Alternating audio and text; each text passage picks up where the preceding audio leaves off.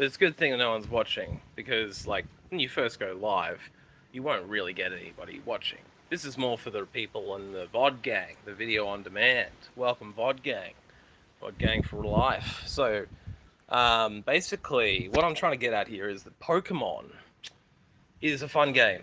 The series is a great IP, intellectual property, and it also has a lot going for it.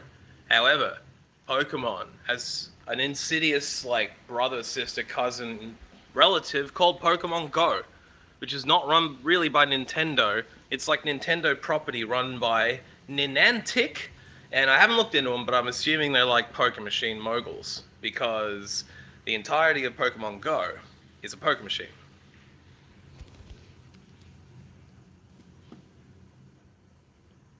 Now, it's a insidious poker machine that they deliver to kids, which is where I take my umbrance, because in this game, you basically play Google Maps.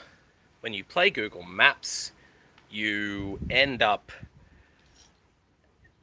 wandering endlessly, because they don't give you street names. They give you the Google Map outlay, but they don't actually tell you where you are.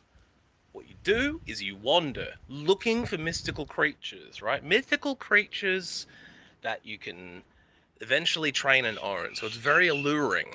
However, the problem with all this is, when you wander endlessly, you're effectively gambling, because each Pokeball is a sort of a gamble if it's going to catch the Pokemon. Each Pokemon itself is a random spawn.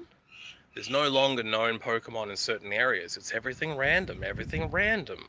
When you battle, you get a random opponent. When you catch something, it's a randomized opportunity. The statistics are randomized. If you trade a neighbor, you don't retain the stats of the Pokemon. It's randomized. So at first this all seems fun, because you can hit jackpots. And when you first start playing, the jackpots are all there. After a while, they start to deplete, and you start to get more and more thirsty for something cool to happen. You wait for cool things to come out, and they don't necessarily come that quickly. Weekly events are fine, but often the weekly events where something cool happens are months apart.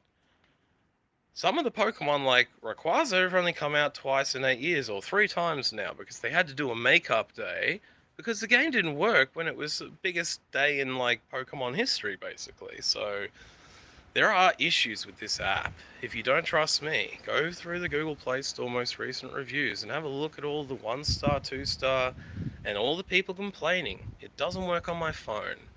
It glitched out. I paid for something that didn't actually deliver me something. I tried to contact support, and I got nowhere. There is a series of different complaints that are all different to mine.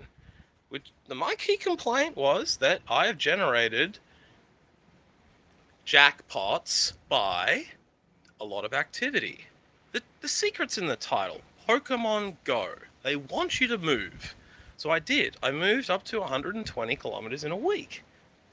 More, actually, that wasn't even captured by Pokemon, because it seems to count under what my Fitbit says. But having said all that, despite being able to generate a lot of activity in this game, in terms of, I got a lot of really cool rare things for 2 months, until suddenly it dropped off. And I thought it was just a run of bad luck, until I thought maybe it's a bug.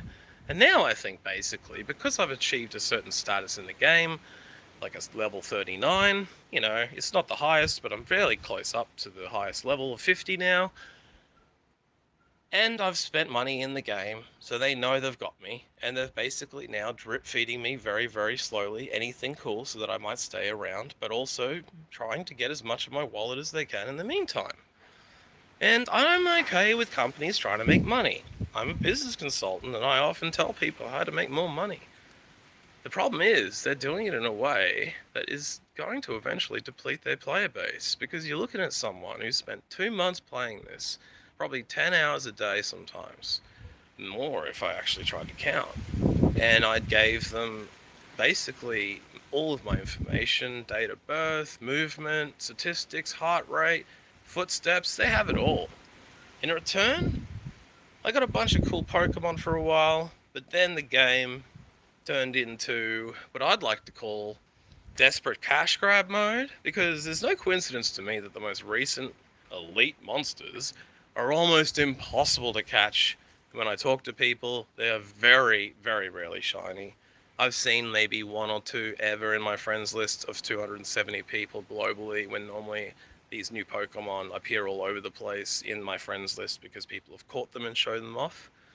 I mean, the Scuba Chew that came out, Scuba Pikachu, was 1 in 64 chance of actually getting a shiny. Which means that although I raided from 9 a.m. to 9 p.m. and in non-known language, all that means is I walked around town all day looking for different locations that Pikachu might pop up. I specifically had no luck despite playing maybe 12 different Pikachus, because look, at a rate of 1 in 64, 12 is nowhere near enough, and that was a full day's work. I could have done that 7 days in a row and managed to maybe get one, but I found that idea intolerable because the 12 hours I spent was not enjoyable. Because when you start to take this game very seriously and you stop getting all the rewards, you inevitably start chasing them down. And if you've seen South Park, you understand what I mean when I say you're chasing a dragon this entire game. Doesn't matter if it's a Pikachu or not. You're chasing a mythical dragon, one that doesn't exist, that you'll never catch. It's like the idea of ever actually achieving in a randomized based game is like sitting down at a poker machine in the casino and saying, one day I'm going to become a poker machine master and I'm going to learn how this machine works and I'm going to win. That is that's not an advisable goal. No one has that much money to make that happen, and even if you spent unlimited riches at a poker machine, you would never actually increase your skill level at gambling. You may get better at gaming the machine, you may think of systems and things and prove they work, but ultimately the machine is an Excel spreadsheet with a skin that makes you happy with colors and light and sound, and Pokemon is essentially Google Maps with monsters on top that you gamble for. And if you don't believe me, honestly, think about it again. It's very indeceptive. It's very not different at all. It's imperceptibly different, unperceptibly different. I actually don't know how to say that. I cannot perceive a difference, is what I'm trying to say. And it's been very frustrating. I now have a Pokemon hole in my life where before I had something that occupied my day for several hours. Now I need a new distraction. So I'm going to end the video and ask, if you have a game that can be played on the go that is worthwhile, please tell me. I have a PS Vita and a Switch. I'm thinking it might be time to put the phone into phone mode and actually use real gaming consoles to get away from the transaction heavy world. And I'm not against spending money. I simply just don't want to be bled out $1 at a time to buy Pokeballs anymore. If I could spend $90 up front and buy Pokemon Scarlet or Violet, but I don't know where to start. I haven't played a Pokemon game since Pikachu Yellow, apart from a glance or two at YouTube. Most of the Pokemon from 150 up are unknown to me. I know a little Safari, but 300 up is a very big mystery. The first 150 are locked in. The next 150 I know a little, but that's when I quit for 20 years. So, please help me find a new game, and thank you for watching. J Hard, out, I guess.